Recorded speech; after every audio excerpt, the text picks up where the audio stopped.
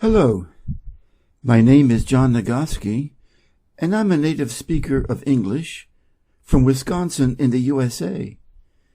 I would like to introduce to you my English reading channel with questions and answers. The Duel of Paris and Menelaus. On the day after the false dream had come to him, Agamemnon called all his army to go out to battle. All the chiefs were glad to fight, for they thought that at last the long war was coming to an end.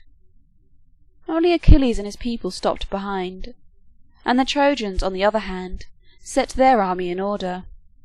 Before they began to fight, Paris, who had been the cause of all the trouble, came out in front of the line. He had a panther's skin over his shoulders, and a bow and a quiver slung upon his back, for he was a great archer. By his side there hung a sword, and in each hand he carried a spear. He cried aloud to the Greeks, "Send out the strongest and the bravest man you have to fight with me." When King Menelaus heard this, he said to himself, "Now, this is my enemy. I will fight with him and no one else."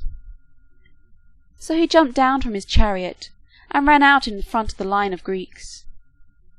But when Paris saw him he was very much afraid, and turned his back and ran behind the line of the Trojans.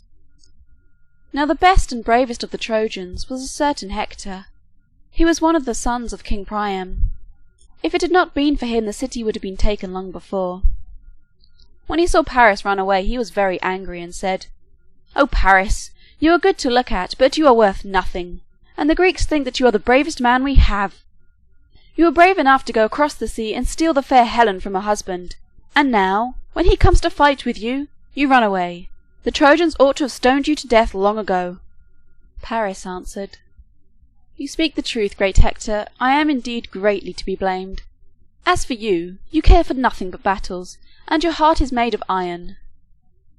But now listen to me. Set Menelaus and me to fight, man to man, and let him that conquers have the fair Helen and all her possessions. If he kills me, let him take her and depart. But if I kill him, then she shall stay here, so whatever may happen, you will dwell in peace." Hector was very glad to hear his brother Paris speak in this way, and he went along the line of the Trojans, holding his spear in the middle. This he did to show that he was not meaning to fight, and to keep his men in their places, that they should not begin the battle. At first the Greeks made ready spears and stones to throw at him, but Agamemnon cried out, "Hold your hands! Great Hector has something to say." Then everyone stood still and listened, and Hector said, "Hear, Trojans and Greeks, what Paris says. Paris, who is the cause of this quarrel between us. Let Menelaus and me fight together. Everyone else, whether he is Greek or Trojan, shall lay his arms upon the ground, and look on while we two fight together. For the fair Helen and her riches we will fight, and the rest will cease from war and be good friends for ever." When Hector had spoken, King Menelaus stood up and said, "Listen to me, for this is my affair. It is well that the Greeks and the Trojans should be at peace, for there is no quarrel between them. Let me and Paris fight together, and let him of us two be slain whose fate it is to die. And now let us make a sacrifice to the gods, and swear a great oath over it, that we will keep our agreement. Only let King Priam himself come and offer the sacrifice, and take the oath, for he is more to be trusted than the young men his sons." So spoke Menelaus, and both armies were glad, for they were tired of the war. Then Hector sent a messenger to Troy to fetch King Priam, and to bring a sheep for the sacrifice. And when the herald was on his way, one of the gods put it into the heart of the fair Helen, as she sat in her hall, to go out to the wall and see the army of the Greeks. So she went, leaving the needlework with which she was busy, a great piece of embroidery, on which the battles between the Greeks and the Trojans were worked. Now King Priam sat on the wall, and with him were the other princes of the city, old men who could no longer fight, but could take counsel and make beautiful speeches. They saw the fair Helen as she came, and one of them said to another, "See how beautiful she is, and yet it would be better that she should go back to her own country, than that she should stop here and bring a curse upon us and our children." But Priam called to her and said, "Come hither, my daughter, and see your friends and kinsmen in yonder army, and tell us about them. Who is that warrior there, so fair and strong? There are others who are even a head taller than he is, but there is no one who is so like a king." "That," said Helen, "is Agamemnon, a brave soldier and a wise king, and my brother-in-law in the old days." And King Priam cried, "Happy Agamemnon, to rule over so many brave men as I see in yonder army! But tell me, who is that warrior there, who is walking through the ranks of his men and making them stand in good order? He is not so tall as Agamemnon, but he is broader in the shoulders."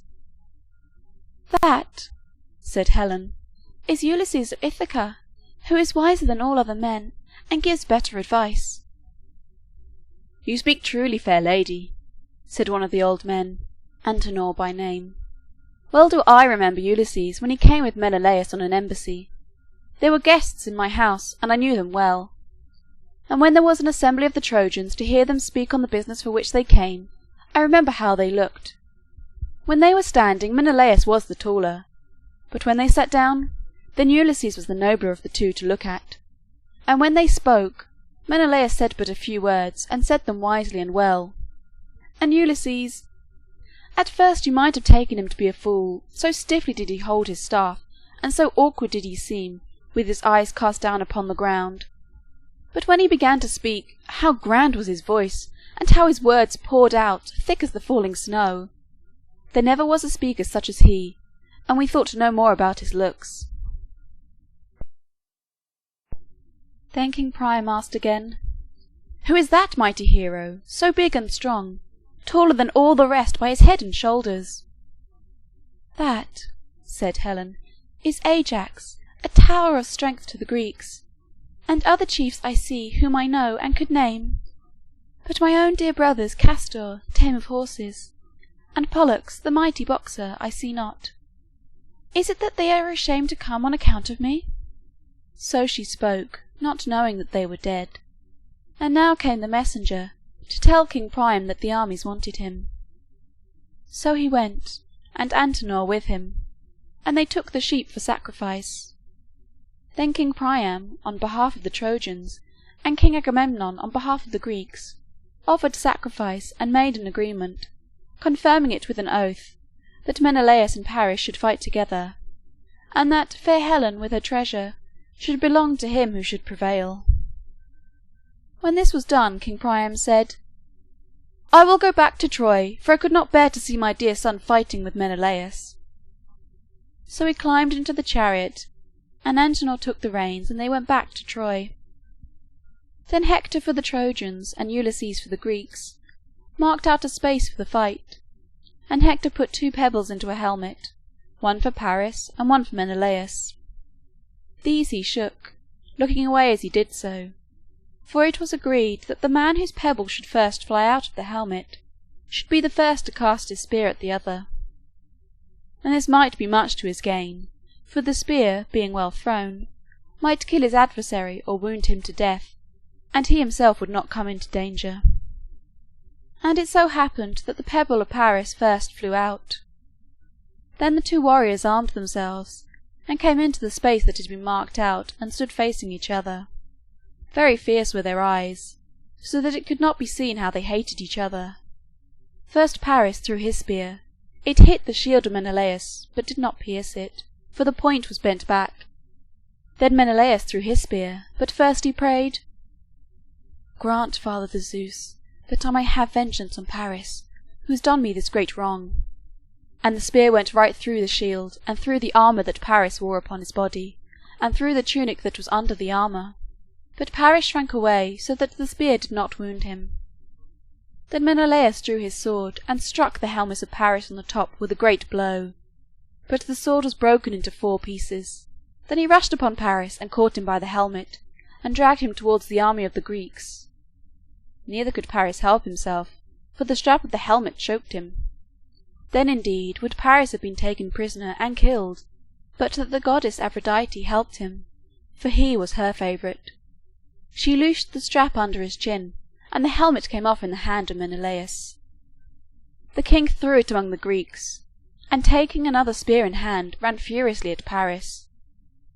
But the goddess covered him with a mist, and so snatched him away and sent him down in his own house at Troy. Everywhere did Menelaus look for him, but he could not find him. It was no one of the Trojans that hid him, for they all hated him as death. Then said King Agamemnon in a loud voice, "Now must you Trojans keep the covenant that you have made with an oath. You must give back the fair Helen and her treasures, and we will take her and leave you in peace." End of the Duel of Paris and Menelaus.